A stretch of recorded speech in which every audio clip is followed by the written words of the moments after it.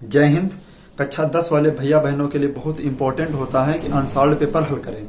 तो हमारे पास है विज्ञान का, यानी 2023 से 2017 के जितने भी प्रश्न हैं हम आप लोगों को आपके पेपर से पहले यानी 22 फरवरी से पहले सारे सेट हल करवा देंगे। और आप लोगों से भी रिक्वेस्ट है कि आप हमारे प्रतिदिन वीडियो आप लोगों को शाम को मिलेंगे। तो आप लोग प्रतिदिन एक दिन में या 2 दिन में एक वीडियो जरूर मिलेगा जिसमें एक सेट पूरा कंप्लीट होगा। तो आप लोगों से भी रिक्वेस्ट है कि आप प्रत्येक वीडियो को आप बारी बारी से देखते रहिएगा, तो आप लोगों के कोई भी क्वेश्चन छूटेंगे नहीं। तो हम आज आप लोगों के सामने स्टार्ट कर रहे हैं सेट 2023 का सेट 1 आप लोगों के सामने हम हल कर रहे हैं। आज एक एक क्वेश्चन आप लोगों को न्यूमेरिकल सहित कवर करके बताएंगे, ठीक है। तो आप लोगों से भी रिक्वेस्ट है वीडियो में अंत तक जरूर बने रहें और आप लोग वीडियो को लास्ट तक वॉच करें ताकि आप लोगों को एक एक क्वेश्चन अच्छे से समझ आए। तो हम पहला क्वेश्चन स्टार्ट करते हैं। तो पहला क्वेश्चन देखिए, आपके स्क्रीन पर बहुविकल्पीय प्रश्न हल कर रहे हैं। तो सबसे पहले पहला प्रश्न आपके स्क्रीन पर आप देख सकते हैं साइड में। पहला क्वेश्चन कह रहा है, किसी वस्तु का अवतल दर्पण द्वारा बना प्रतिबिंब आभासी, सीधा एवं वस्तु से बड़ा पाया जाता है। वस्तु की स्थिति कहाँ होनी चाहिए? तो आपके ऑप्शन दिए हुए हैं, मुख्य फोकस तथा वक्रता केंद्र के बीच, दूसरा ऑप्शन वक्रता केंद्र पर या वक्रता केंद्र से परे, और डी ऑप्शन जो आपका दिया हुआ है दर्पण के ध्रुव तथा मुख्य फोकस के बीच। तो इसका जो राइट आंसर है वो ऑप्शन डी, मुख्य फोकस दर्पण के ध्रुव तथा मुख्य फोकस के बीच, मुख्य फोकस के बीच। यानी पहले क्वेश्चन का जो ऑप्शन आपका सही है वो डी ऑप्शन आप लोगों का बिल्कुल राइट है। फिर दूसरा क्वेश्चन आपकी स्क्रीन पर आप देख लीजिए, कहा है किसी शब्दकोश में पाए जाने वाले, यानी क्वेश्चन नंबर 2 जो है, कहा किसी शब्दकोश में पाए जाने वाले छोटे अक्षरों को पढ़ते समय, यानी किसी शब्दकोश में पाए छोटे अक्षरों को पढ़ते समय आप निम्न में से कौन सा लेंस पसंद करेंगे? तो पहला ऑप्शन आपका दिया हुआ आप पढ़ लीजिएगा, 50 सेंटीमीटर फोकस दूरी का उत्तल लेंस। बी ऑप्शन दिया है आपका 50 सेंटीमीटर फोकस दूरी का अवतल लेंस। पहली बात आप लोगों को क्लास में पढ़ाया गया होगा कि छोटे अक्षरों को पढ़ने के लिए कौन सा लेंस यूज होता है। तो छोटे अक्षरों को पढ़ने के लिए हमेशा ही अवतल लेंस यूज होगा। और जब दूरी की बात आए तो यहाँ पे देखिए आपके ऑप्शन में दिए हैं, न्यूनतम दूरी जो होती है वो कितनी होती है? 25 सेंटीमीटर। तो न्यूनतम दूरी कितनी होती है? 25 सेंटीमीटर। लेकिन वो छोटे अक्षरों को पढ़ रहा है तो मेरे भाई 25 से बड़े होने चाहिए। कितने होने चाहिए? बड़े, यानी 50 सेंटीमीटर का। तो ऑप्शन आपका बी बिल्कुल सही है, 50 सेंटीमीटर। यानी क्वेश्चन नंबर 2 का बी ऑप्शन सही, 50 सेंटीमीटर फोकस दूरी का अवतल लेंस,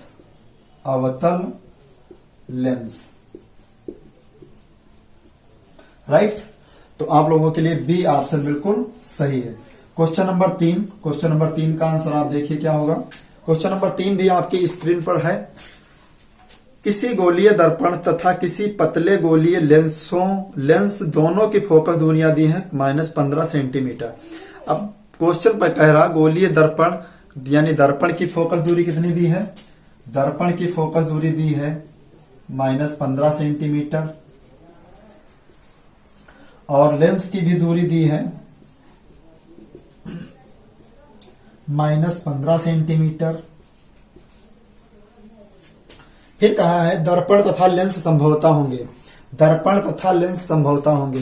तो पहली बात आप समझिए, आपके क्लास में पढ़ाया गया होगा कि यदि दोनों फोकस दूरियां, चाहे वो दर्पण हो या लेंस, अगर फोकस दूरी दोनों माइनस की होंगी तो आपका लेंस कौन सा होगा? अवतल होगा, उत्तल नहीं होगा। ये बात आप ध्यान रखना, आपका लेंस कौन सा होगा? अवतल नहीं होगा यदि फोकस दूरी माइनस की थी। तो यहाँ पे देख लीजिए, आप तो सीधा सा टिक कर लीजिए, इसमें ऑप्शन दिया है पहला दोनों अवतल। तो बात सही है, पहला ऑप्शन ही सही है, यानी ऑप्शन ए बिल्कुल राइट है, दोनों अवतल लेंस, दोनों अवतल होंगे, चाहे वो लेंस हो या दर्पण, दोनों ही अवतल होंगे, लेंस या दर्पण। ओके, क्वेश्चन नंबर 4 देखते हैं, वो भी आप लोगों की स्क्रीन पर। तो इससे पहले हम आप लोगों के सामने इसे साफ करते हैं, फिर क्वेश्चन नंबर 4 देखते हैं। क्वेश्चन नंबर 4 क्या है वो भी आप देख लीजिए। क्वेश्चन नंबर 4 कह रहा है, मानव नेत्र के जिस भाग पर किसी वस्तु का प्रतिबिंब बनता है, मानव नेत्र के जिस भाग पर किसी वस्तु का प्रतिबिंब बनता है वह क्या होती है। तो यहां पे बात आ रहा, पहला ऑप्शन दिया आपका कार्निया, पहला ऑप्शन कार्निया, यानी क्वेश्चन नंबर 4 का पहला ऑप्शन कार्निया। बी ऑप्शन दिया है आपका परितारिका, सी ऑप्शन आपका दिया है पुतली, और डी ऑप्शन आपका दिया है दृष्टिपटल, दृष्टिपटल। तो भैया दृष्टिपटल का एक दूसरा नाम होता है रेटिना। क्या नाम होता है? रेटिना। तो आपका जो फोकस दूरी यानी जो प्रतिबिंब आपकी आंख पर बनता है तो वो हमेशा कहां बनता है? रेटिना पर। कहां पे बनता है? रेटिना पर। लेकिन बच्चों को यहाँ पे कंफ्यूज करने वाला क्वेश्चन है, कह रहा है कि दृष्टिपटल, तो भैया आपका दृष्टिपटल हो या रेटिना एक ही चीज है, तो ऑप्शन आप लोगों का डी बिल्कुल राइट होगा। क्वेश्चन नंबर 5 देखते हैं। क्वेश्चन नंबर 5 क्या कह रहा है? बहुत अच्छा सवाल है। दो चालक तार जिनके पदार्थ लंबाई तथा व्यास समान है, पदार्थ लंबाई तथा व्यास समान है। फिर कहा किसी विद्युत परिपथ में पहले श्रेणी क्रम में और फिर पार्श्व क्रम में संयोजित किए जाते हैं। श्रेणी क्रम और पार्श्व क्रम संयोग में उत्पन्न ऊष्माओं का अनुपात होगा, उत्पन्न ऊष्माओं का अनुपात होगा। तो पहली बात हम समझते हैं, यहाँ पे देखिए 5 नंबर में व्यास क्या होता है? व्यास और लंबाई दोनों समान है। व्यास और लंबाई कितनी है? समान। तो यहाँ पे जो त्रिज्या होगी तो L का मान क्या हो जाएगा? 2r। L का मान क्या हो जाएगा? 2r। फिर कहा श्रेणी क्रम में 2 चालक तार हैं, तो R1 का मान मान लेते हैं 2r और R2 का मान मान लेते हैं 2r। पहले हम श्रेणी क्रम में हल करेंगे, तो आप लोगों को पढ़ाया गया होगा श्रेणी क्रम अनुपात समांतर क्रम, अनुपात समांतर क्रम। तो श्रेणी क्रम में क्या होता? R1 प्लस R2, और समांतर क्रम में क्या होगा? 1/R1 plus 1/R2। तो R1 का मान क्या होगा? 2r प्लस 2r अनुपात 1/2r प्लस 1/2r। 2r कितना हुआ? 4r अनुपात यहाँ पे दिख रहा है हर बराबर है आपके, तो 1 2r 2/2r। तो यहाँ पे 2 1 कम 2 2 1 कम 2, तो यानी जो अनुपात आपका आया वो 4r अनुपात 1/r। अब थोड़ा दिमाग लगाइए, यहाँ पे r से r का कोई मतलब नहीं, r और r का कोई मतलब नहीं। तो आपका जो आंसर आएगा वो क्या आएगा? यहाँ पे देख लीजिए, जो आपका आंसर आएगा वो क्या आएगा? 4:1। श्रेणी क्रम और समांतर क्रम का अनुपात क्या आएगा? 4:1, जो कि ऑप्शन दिया है आपका डी। डी ऑप्शन आपका बिल्कुल ही राइट है। ओके, डी ऑप्शन आपका बिल्कुल राइट है। फिर अगला देखते हैं क्वेश्चन, क्वेश्चन नंबर 6।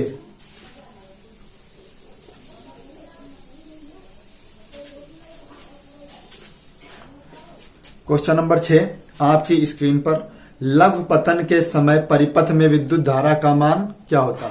लघु पतन के समय परिपथ में विद्युत धारा का मान क्या होगा? तो पहला ऑप्शन आपका दिया है बहुत कम हो जाता है, दूसरा ऑप्शन दिया है परिवर्तित नहीं होता है, तीसरा ऑप्शन आपका दिया है यानी सी पार्ट बहुत अधिक बढ़ जाता है, तो निरंतर, और डी ऑप्शन आपका दिया निरंतर परिवर्तित होता। आप ध्यान से समझ लीजिए, लघु पतन के समय परिपथ में विद्युत धारा का मान बहुत तेज हो जाता। विद्युत धारा का मान कितना हो जाता? बहुत तेज। यानी ऑप्शन सी आपका क्वेश्चन नंबर 6 का ऑप्शन सी बिल्कुल सही है। बहुत अधिक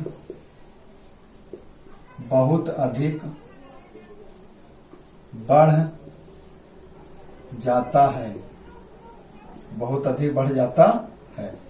okay, question number 7, question number 7 भी आप लोगों की स्क्रीन पर दिया है। विद्युत धारा उत्पन्न करने की युक्ति क्या कहती है? विद्युत धारा यानी धारा का मात्रक क्या होता? तो धारा नापने की जो युक्ति होती है वो क्या होती है? एमीटर। क्या होती है? एमीटर। तो इसमें ऑप्शन आपका दिया पहला जनित्र, दूसरा गैल्वानोमीटर, तीसरा एमीटर और चौथा आपका दिया है डी पार्ट में मोटर। तो आपका सी ऑप्शन बिल्कुल सही है, एमीटर। एमीटर बिल्कुल राइट आंसर है। नेक्स्ट क्वेश्चन देखते हैं। अब उपभाग 2 यानी उपभाग में 2 रसायन विज्ञान से संबंधित क्वेश्चन है। ठीक है, तो क्वेश्चन नंबर 8 क्या है? कह रहा है एंटीमनी है। एंटीमनी है तो एंटीमनी क्या है? धातु है, अधातु है, उपधातु है या मिश्र धातु है? तो एंटीमनी क्या है? उपधातु है। ध्यान से समझ लीजिएगा। 8वां क्वेश्चन कह रहा है एंटीमनी। एंटीमनी क्या है? एंटीमनी है तो एंटीमनी उपधातु है। ऑप्शन सी आपका बिल्कुल राइट है, उपधातु। ओके, क्वेश्चन नंबर 9 देखते हैं। क्वेश्चन नंबर 9 भी आपकी स्क्रीन पर। कहा लेड नाइट्रेट का रासायनिक सूत्र होता। तो लेड नाइट्रेट का रासायनिक सूत्र आपके टीचर ने पढ़ाया होगा, क्या होता? PbNO3 का होल ट्वाइस। तो भैया क्वेश्चन नंबर 9 का option C option B PbNO3 का होल ट्वाइस बिल्कुल सही है। ये सूत्र होता है लेड नाइट्रेट। किसका सूत्र होता है? लेड नाइट्रेट का। ओके, फिर क्वेश्चन नंबर 10 आपकी स्क्रीन पर दिया है। निम्नलिखित में से असंतृप्त हाइड्रोकार्बन है। असंतृप्त हाइड्रोकार्बन। तो ऑप्शन आपका पहला दिया है C2H6 जो कि एक समूह बनाता है, C2H4 और सी ऑप्शन दिया CH4 जो कि मेथेन का सूत्र है। तीसरा जो डी दिया है C3H8 यानी प्रोपेन का सूत्र है। तो भैया यहाँ पे जो असंतृप्त हाइड्रोकार्बन है वो है आपका ऑप्शन बी C2H4। तो लिख लेना यहाँ पे क्वेश्चन नंबर 10 का असंतृप्त हाइड्रोकार्बन C2H4 आपका ऑप्शन सी बिल्कुल सही है, यानी ऑप्शन सी बिल्कुल राइट है। सॉरी बी, ऑप्शन बी आपका बिल्कुल सही है। क्वेश्चन नंबर 10 11 देखते हैं। क्वेश्चन नंबर 11 क्या कहता? क्वेश्चन नंबर 11 आपकी स्क्रीन पर। प्रोपेनल में क्रियात्मक समूह लगता। प्रोपेनल अल में क्या लगता है? तो आपको बताया डैश CHO। क्या लगता है? Dash CHO। आपका ऑप्शन दिया है प्रोपेनल। तो प्रोपेनल में क्या दिया होता भैया? CHO dash CHO। ये ऑप्शन ए आपका बिल्कुल राइट है। क्वेश्चन नंबर 12 देखते हैं। एसिटिक अम्ल का IUPAC नाम क्या है? एसिटिक अम्ल का IUPAC नाम है। तो भैया आपको पता होना चाहिए एसिटिक अम्ल का जो IUPAC नाम होता है वो एथेनोइक अम्ल होता है। क्या नाम होता है? एथेनोइक अम्ल। तो यहाँ पे लिख लीजिए एसिटिक अम्ल। क्वेश्चन नंबर 12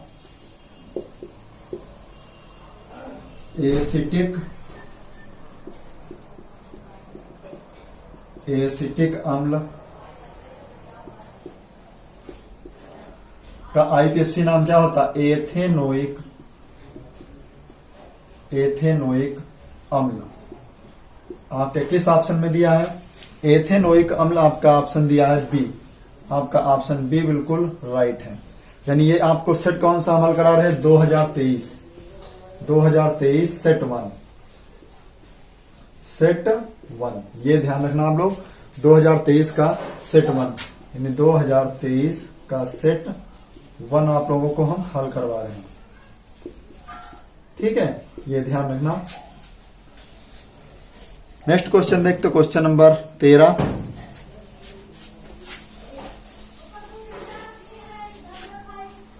क्वेश्चन नंबर 13 क्या कह रहा है? एक तत्व के क्लोराइड का सूत्र MCl2 है। MCl2 है तो उसके ऑक्साइड का सूत्र क्या होगा? MO। ऑक्साइड का सूत्र क्या होगा? ऑप्शन दिए हैं क्लोराइड, एक तत्व का क्लोराइड, 13 नंबर देखिए, तत्व का क्लोराइड, तत्व का क्लोराइड का जो सूत्र होता है वो क्या होता है? पहला दिया है आपके ऑप्शन में MO2, दूसरा ऑप्शन दिया MO, तीसरा ऑप्शन आपका दिया M2O3 और चौथा ऑप्शन दिया आपका M2O। तो चौथा ऑप्शन आपका डी सही है। उसका तत्व का क्लोराइड की जगह ऑक्साइड का जो सूत्र होता है वो क्या होगा? ऑक्साइड में ज्ञात करना है तो उसका जो ऑप्शन होगा आपका डी बिल्कुल सही है, M2O। ऑक्साइड के लिए O का लगना बहुत जरूरी है, ऑक्साइड के लिए O का लगना बहुत जरूरी है। अब आपका उपभाग 3 शुरू है यहां से, उपभाग 3 यानी जीव विज्ञान। अब जीव विज्ञान के प्रश्न आपके सामने प्रारंभ होंगे। तो जीव विज्ञान के जो प्रश्न है आप ऐसे सुन लीजिए, 14 नंबर से स्टार्ट है। कितने नंबर से स्टार्ट है? 14 से।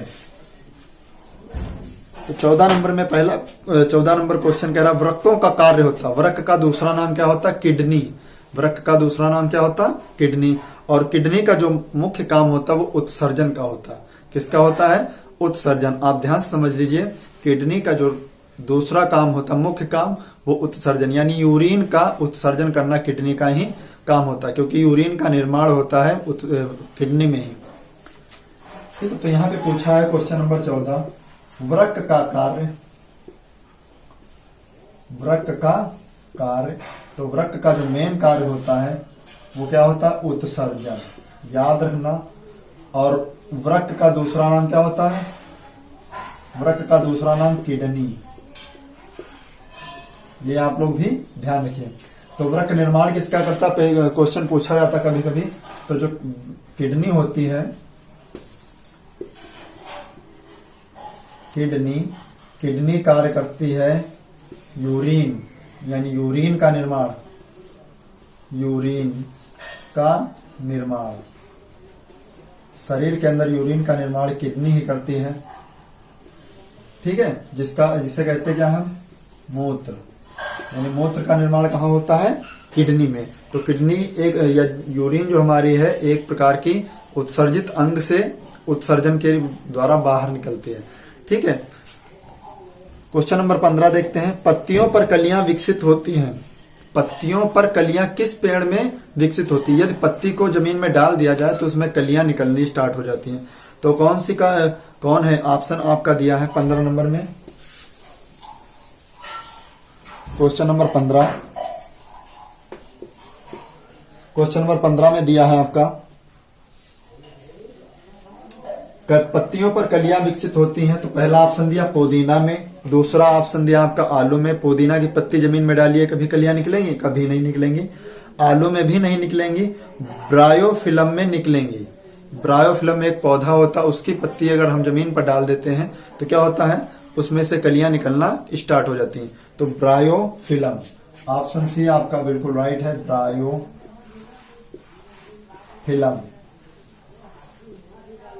बिल्कुल राइट आंसर है। क्वेश्चन नंबर 16 देखते हैं। क्वेश्चन नंबर 16 क्या कह रहा है? आनुवंशिक विज्ञान के जनक, आनुवंशिक विज्ञान के जनक किन्हें माना जाता है? आप सब लोगों ने पढ़ा है, Gregor John Mendel, Gregor John Mendel. तो ऑप्शन ए आपका दिया H.J. मुलर, ये भी नहीं है। चार्ल्स डार्विन प्राकृतिकवाद के जनक हैं, लेकिन यहाँ आनुवंशिक के लिए कहा है। तो आनुवंशिक की जो खोज की गई थी किस पौधे पे की गई थी? मटर के पौधे पे। किस पे की गई थी? मटर के पौधे पे। तो ऑप्शन सी आपका जो दिया है वो क्या होगा? Gregor John Mendel. तो यही बिल्कुल सही है, यानी option C Gregor John Mendel, Gregor John Mendel right answer. Question number 17, question number 17 क्या कह रहा है वो भी सुन लीजिए ध्यान से, वो आपके स्क्रीन पर देख रहे हैं सारे क्वेश्चन। दो डीएनए तंतु आपस में जुड़े होते हैं, दो डीएनए तंतु आपस में किसके माध्यम से जुड़े होते हैं? ऑप्शन आपका पहला दिया पेप्टाइड बंध द्वारा, दूसरा ऑप्शन दिया है सहसंयोजी बंध द्वारा, तीसरा आपका ऑप्शन दिया ग्लाइकोसिडिक बंध द्वारा, या डी ऑप्शन आपका दिया है हाइड्रोजन बंध द्वारा। तो आपको बता दें कि जो दो तंतु आपस में जुड़े होंगे तो वो हाइड्रोजन बंध के ही द्वारा जुड़े होंगे। किसके द्वारा जुड़े होंगे? हाइड्रोजन बंध के द्वारा। तो ऑप्शन डी आपका जो है, option D hydrogen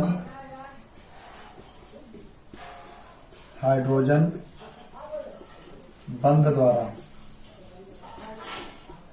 option D आपका बिल्कुल राइट है। क्वेश्चन नंबर 18 देखते हैं।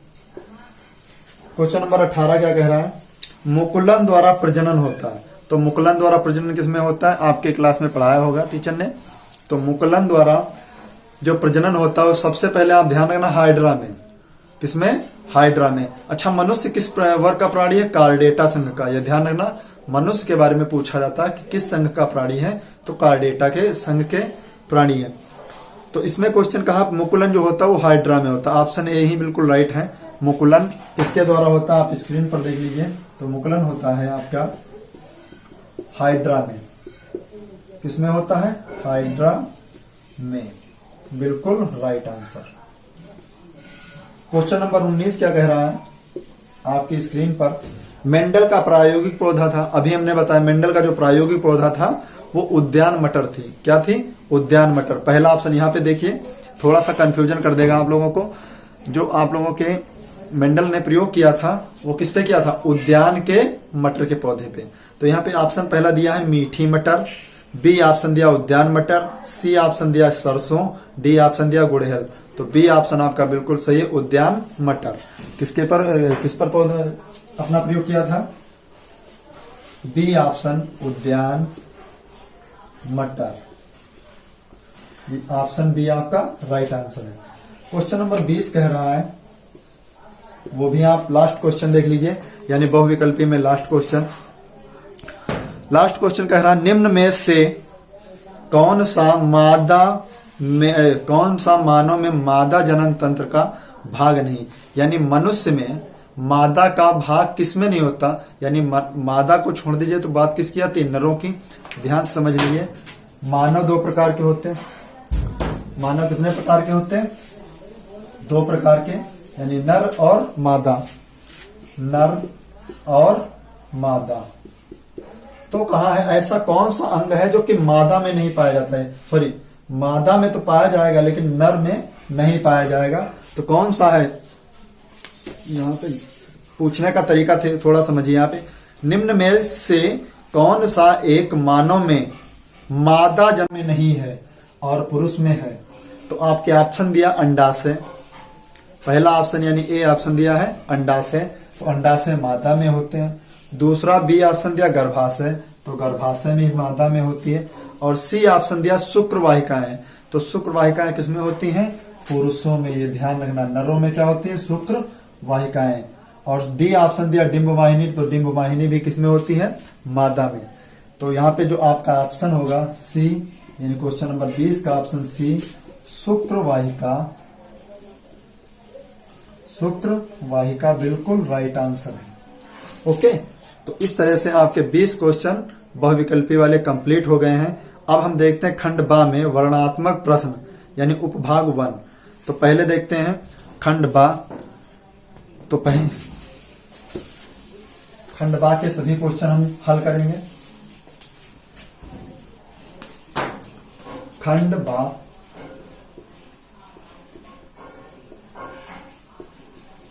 पहला ऑप्शन हम आपको पढ़कर सुनाते हैं। पहला क्वेश्चन क्या है? किरण आरेख का उपयोग करके अवतल दर्पण, आपके स्क्रीन पर क्वेश्चन दिख रहा है।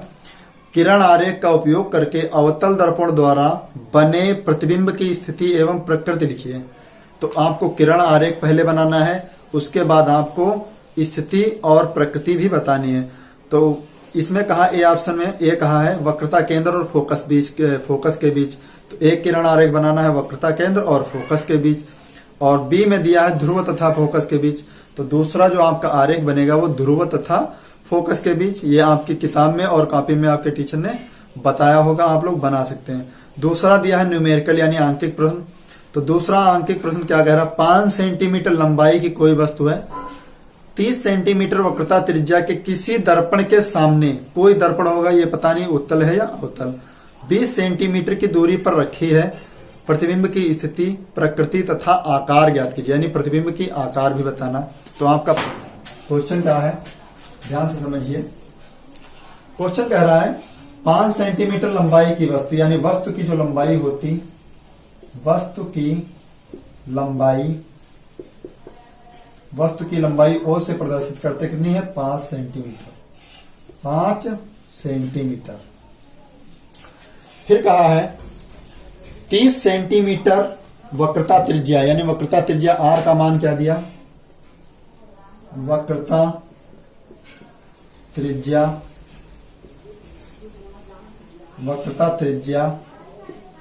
आर का जो मान दिया है वो कितना है, 30 सेंटीमीटर। 30 सेंटीमीटर। तो फोकस दूरी यहां से निकालेंगे तो फोकस दूरी सूत्र क्या था, F बराबर R बटा 2, F बराबर R बटा 2। तो फोकस दूरी क्या, 30 बटा 2, 2 से काटेंगे 15, यानी फोकस दूरी कितनी है आपकी, 15 सेंटीमीटर। 15 सेंटीमीटर। फिर कहा है दर्पण के सामने 20 सेंटीमीटर दूरी पर रखी गई, यानी वस्तु की जो दूरी है दर्पण से कितनी है, 20 सेंटीमीटर। तो वस्तु की दूरी क्या होती है, वस्तु की दूरी u बराबर -20 सेंटीमीटर, -20 सेंटीमीटर। अब यहां पे थोड़ा सा बात समझिए। एक तो दिया वस्तु की लंबाई, वस्तु की लंबाई o होती है और वस्तु की दूरी u होती है। तो यहां पे जो बात कही है कि प्रतिबिंब की स्थिति यानी v का मान ज्ञात करना है, v का मान क्या करना है, ज्ञात करना है। फिर कहा आकार भी, यानी आय, प्रतिबिंब का आकार आई भी ज्ञात करना। तो यहां पे लगाएंगे हम दर्पण के सूत्र से, दर्पण का सूत्र क्या कहता है, 1/f बराबर 1/v प्लस 1/u। f का मान कितना है आपका, 15, 1/v, v निकालना है, 1/u का मान 20, माइनस का 20, 1/15, 1/v प्लस माइनस 1/20, माइनस का 1/20 पक्षांतर करेंगे काहे का हो जाएगा, प्लस का 1/20। तो 1/v बराबर 1/15 प्लस 1/20। तो 1/v बराबर 20 एकम 20 प्लस 15 एकम 15। फिर 15 और 20 की गुणा करेंगे तो 15 गुणे 20। 1/v बराबर 20 और 15 कितना हो जाएगा, 35 बटा 15 गुणे 20। 5 और 7 35, 5 3 15। 1/v बराबर 7/3 और 20 की गुणा करेंगे तो 60। तो यहां से इधर मान पलटेंगे 20, तो यहां पे हो जाएगा 60/7। तो v का मान कितना आएगा, 60 को 7 से भाग करेंगे, यहाँ पे 60 को अगर हम 7 से भाग करें तो 7 8 56, 4 बचा दशमलव लगा 0, 7 चौक 28, 7 पचे 35, 7 पचे 35। यहाँ पे दशमलव लगाए 5, दशमलव लगाए तो 0 बढ़ा, 7 7 49, 7 7 49, यानी दशमलव के 2 स्थानों तक हमने निकाले तो कितना है, 8.57। तो v का मान कितना है, 8.57 सेंटीमीटर। फिर हमसे कहा है कि प्रतिबिंब आई का भी मान ज्ञात करना। प्रतिबिंब आई का भी मान क्या करना है, ज्ञात करना। तो यहाँ पे हम नीचे से बोर्ड साफ कर रहे हैं। तो आपने एक सूत्र पढ़ा होगा, I/O बराबर -v/u। तो देखिए I का मान कितना निकालना है, O का मान कितना है आपका, O का मान अभी कितना निकला था आपका, तो कितने सेंटीमीटर वस्तु की लंबाई थी, 5 सेंटीमीटर। O का मान कितना है, 5 सेंटीमीटर। V का मान कितना दिया, माइनस का V देखिए 60/7, 60/7। और U का मान पहले से कितना दिया है, 20 सेंटीमीटर, माइनस का 20। तो भैया माइनस से माइनस कैंसिल, 0 से 0 कैंसिल, 2 कम 2, 2 3 6। तो I का मान कितना आया, 3/7, बट्टे में 5 है, पक्षांतर करेंगे तो गुणे में 5। तो I का मान 3 पचे 15/7, 3 पचे 15। और यहाँ पे दिया है कुछ, यहाँ पे भाग करेंगे हम 7 से 15 को, तो I का मान कितना आएगा, 15 को 7 से भाग करेंगे तो 7 दूनी 14, 1 दशमलव लगाए, 0 बढ़ाया, 7 एकम 7, 3 7 0 लगा लिया, 7 रुक 21, 7 चौक 28, 7 चौक 28, 2 बचा, दशमलव लगा 0 बढ़ा दिया, 7 रुक 21, लगभग 2.143 सेंटीमीटर, 2.143 सेंटीमीटर, यही है आपका राइट आंसर। ओके, तो इतना बड़ा क्वेश्चन था। आप देख लीजिए 4 अंक का क्वेश्चन था ये। क्वेश्चन नंबर इसके बाद देखते हैं, क्वेश्चन नंबर 5 आप लोग नोट कर लीजिए।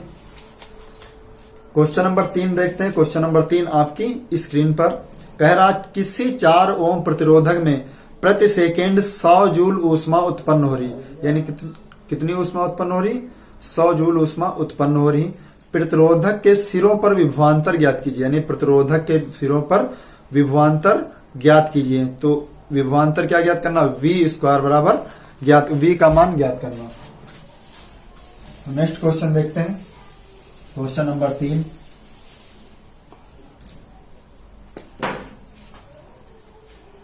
क्वेश्चन नंबर 3 क्या कह रहा हमारा,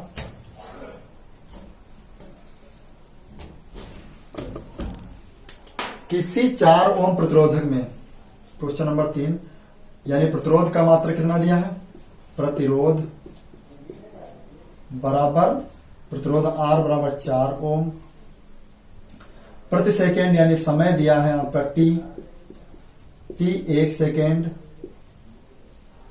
फिर कहा है 100 जूल ऊष्मा उत्पन्न करता है, यानी ऊष्मा को इंग्लिश में कहते हैं हीट। H का मान जो दिया है वो आपका 100 जूल है, 100 जूल ऊष्मा उत्पन्न हो रहा। प्रतिरोधक के सिरों पर विभवांतर V बराबर क्वेश्चन मार्क।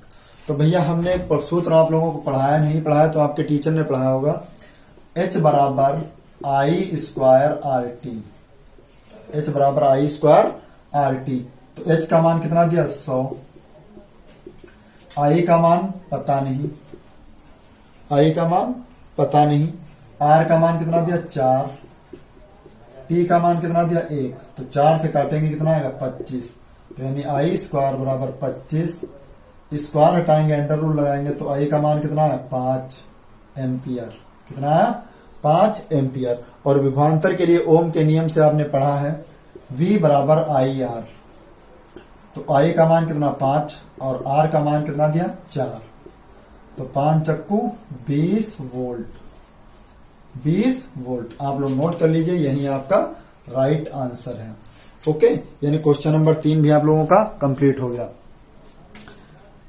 फिर आगे कह रहा क्वेश्चन नंबर 4 आपकी स्क्रीन पर दिया है, नामांकित आरेख खींचकर किसी विद्युत जनित्र का मूल सिद्धांत तथा कार्यविधि स्पष्ट कीजिए, इसमें पुरुषों का क्या कार्य होता है, तो वो बताना है। अथवा में एक क्वेश्चन और दिया, 6 नंबर का क्वेश्चन है ये, और ये जो न्यूमेरिकल आपने लगाया है ये 4 अंक का है। विद्युत मोटर का नामांकित आरेख बनाइए, यानी आरेख बनाना है, इसका सिद्धांत तथा कार्यविधि स्पष्ट कीजिए। विद्युत मोटर में विभक्त वलयों का क्या कार्य है, तो आपकी किताब में आराम से बना होगा और आपके अध्यापक ने भी आपको पढ़ाया होगा। तो फिर खंड भा में उपभाग 2, अब केमिस्ट्री का पार्ट आ गया, यानी पे रसायन विज्ञान, केमिस्ट्री मतलब रसायन विज्ञान। क्वेश्चन नंबर उपभाग आपका दिया है, उपभाग 2 रसायन विज्ञान, रसायन विज्ञान। रसायन विज्ञान में क्वेश्चन नंबर 5 आपकी स्क्रीन पर दिया है, निम्नलिखित यौगिकों के संरचना सूत्र लिखिए। निम्नलिखित यौगिकों के संरचना सूत्र लिखना। तो पहला दिया है आपका ए, मेथेनल। क्या दिया है, मेथेनल। तो मेथेन का सूत्र क्या होता है, CH4, तो यहां पे कार्बन C, सॉरी यहां पे मेथेन के लिए लगाना है CHH, और अल लगाना तो डबल बॉन्ड में क्या लगाएंगे हम O, CHO, फिर दूसरा दिया propyne, B part propyne. Propyne में क्या लगेगा, 3 कार्बन होने चाहिए। कितने कार्बन होने चाहिए, 3। मेथ में 1, प्रोप में 3।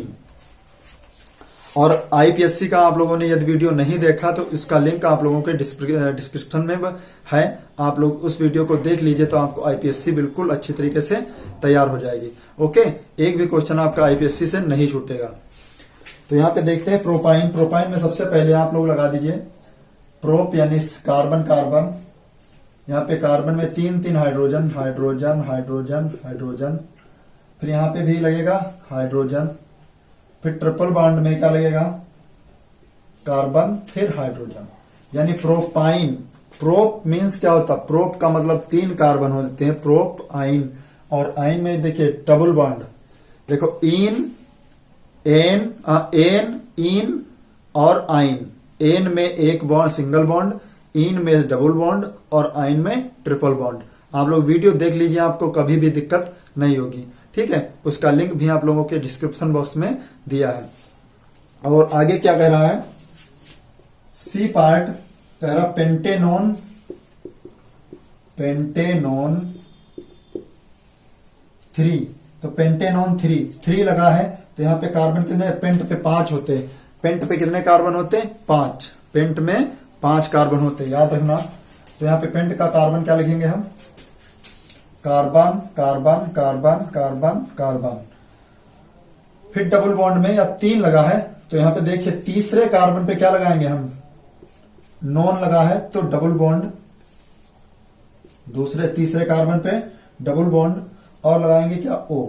डबल बॉन्ड के ऊपर क्या लगाएंगे, ओ। तो यहाँ पे सब में कार्बन भर दीजिए, हाइड्रोजन भर दीजिए, H। और इसमें भी क्या आ जाएगा, H।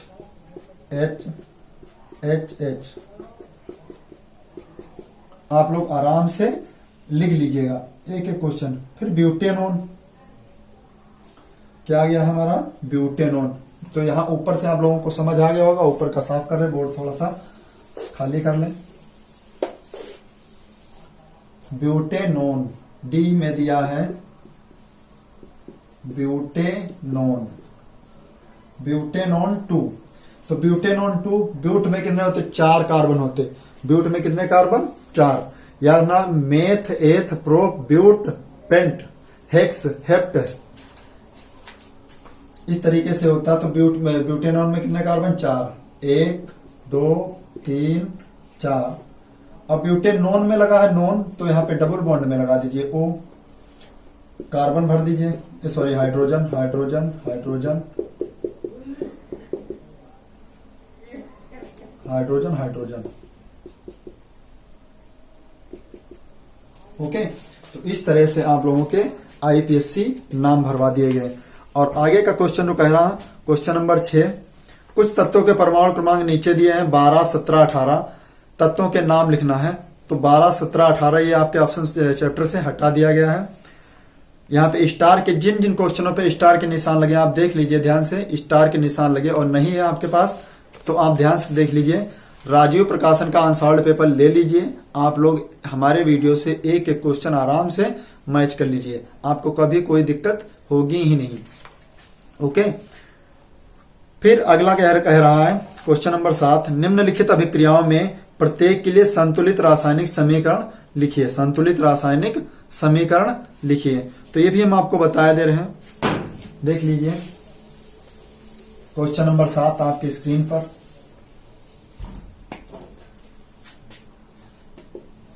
क्वेश्चन नंबर 7 क्या कह रहा, पहला a, sodium sulphate, sodium sulphate plus sodium sulphate plus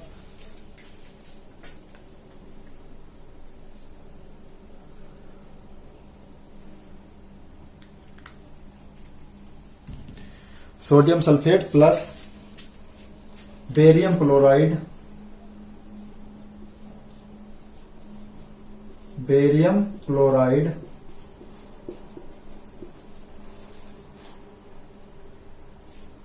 barium chloride, यहां पे बहुत बड़ा हो गया, बेरियम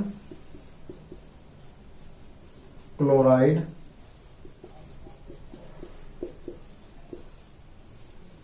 एरो, क्या बना, barium sulphate, barium sulphate.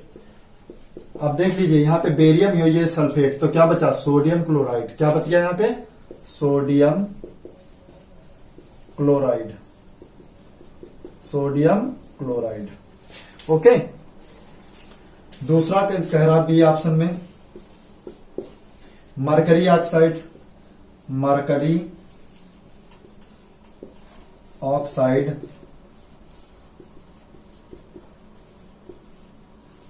Mercury oxide arrow पे ऊष्मा लगा है, ऊष्मा, तो बना क्या यहां पे, मरकरी बन गई और बचा क्या यहां पे, ऑक्साइड लगा तो ऑक्सीजन बचेगी, क्या बचेगी, ऑक्सीजन, ऑक्सीजन।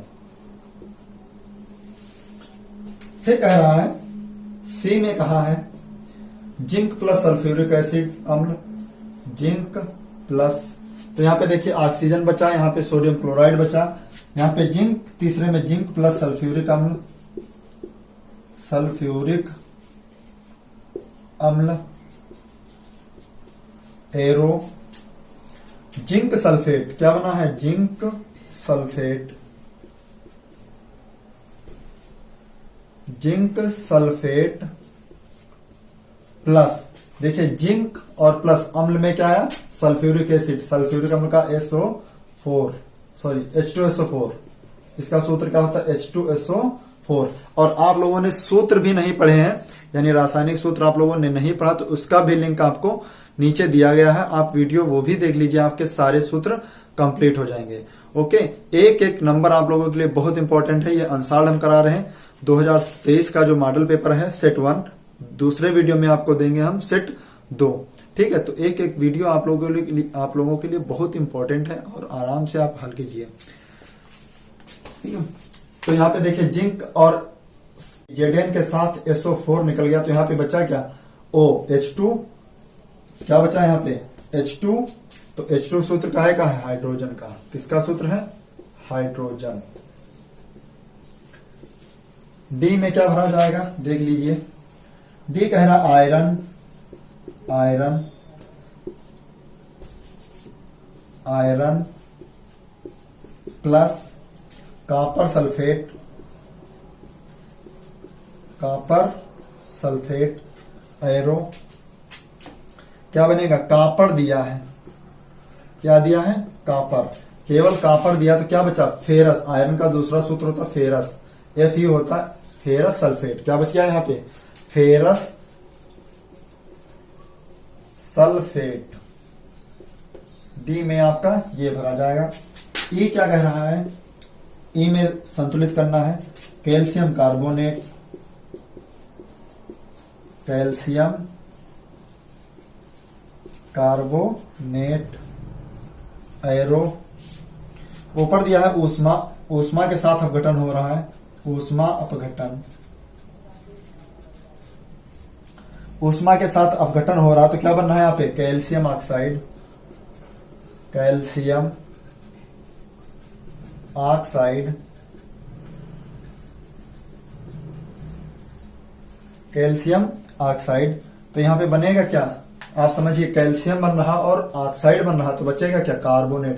देखिए कैल्शियम कार्बोनेट का सूत्र जो होता है CaCO3, तो यहाँ पे क्या बन गया, कैल्शियम का C निकल गया, Ca, और ऑक्साइड का O निकल गया, क्या निकल गया यहाँ पे, O निकल गया यहाँ से, तो क्या बचा, ऑक्सीजन 3 है, ऑक्सीजन के 3 अणु हैं, 1 निकल गया तो 2 बचा, और यहाँ पे कार्बन बच गया, तो क्या बचा, carbon dioxide, carbon die oxide.